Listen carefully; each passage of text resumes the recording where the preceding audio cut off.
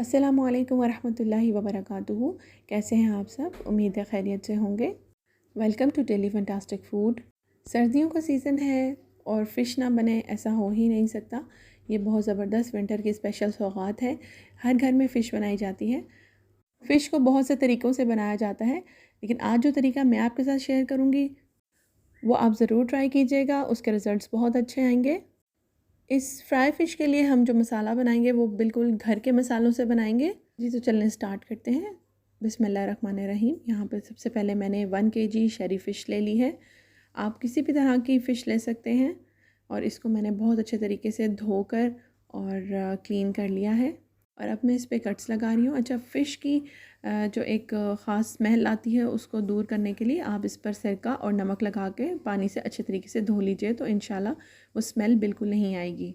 अब इस तरह मैंने सारे पीसेस पे कट्स लगा लिए हैं, आपने भी इसी तरह अच्छे तरीके से कट्स लगा लेने। अब यहाँ पर मेरे पास कुछ स्पाइसेस हैं, जिसमें 1 टेबलस्पून अजवाइन, 1 टेबलस्पून मेथी, 1 टेबलस्पून हल्दी, salt to taste, 1 tablespoon red chilli powder, 1 tablespoon coriander powder, 1 tablespoon भुना कुटा हुआ धनिया, 1 टेबलस्पून ज़ीरा भुना हुआ और कुटा हुआ, और यहाँ पर मेरे पास है 6 चम्मच विनेगर और क्रश्ड गार्लिक। जैसे कि आप देख सकते हैं यहाँ पे मैंने इसे कूटा है।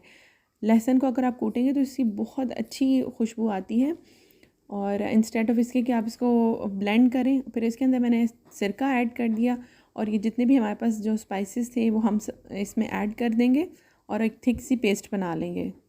पेस्ट आपको बहुत थिक लगे तो आप इसमें पानी ऐड कीजिए, 2 से 3 टेबलस्पून पानी ऐड कीजिए जैसे कि मैंने ऐड किया है, और हम इसको अच्छे तरीके से मिक्स कर लेंगे। वीडियो को एंड तक ज़रूर देखिएगा क्योंकि मैं कुछ टिप और ट्रिक्स आपको बताऊंगी, और ये जो मसाला हमारा बच जाएगा इसको भी स्टोर करने का तरीका मैं आपको बताऊंगी।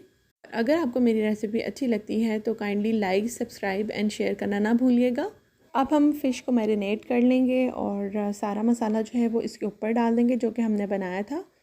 अगर आपको बेस्ट रिज़ल्ट चाहिए कि आपका मसाला जो है वो अच्छे तरीके से जो फ़िश है उसके अंदर रच बस जाए, तो आप इसको ओवरनाइट कीजिए, यानी मसाला लगा के आप इसे फ्रिज में रख दीजिए।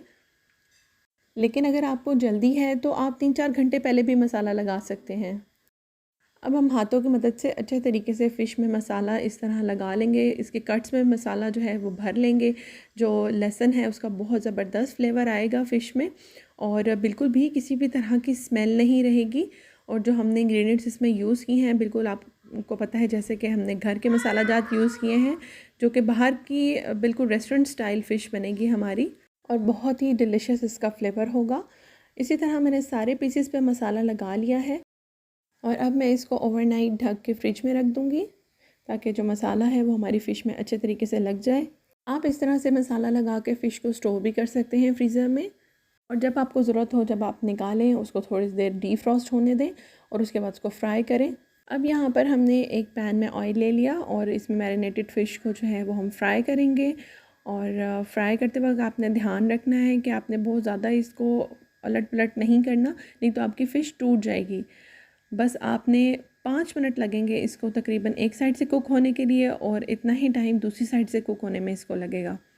इस रेसिपी को ज़रूर फॉलो कीजिएगा, मुझे अपना फ़ीडबैक देना ना भूलिएगा।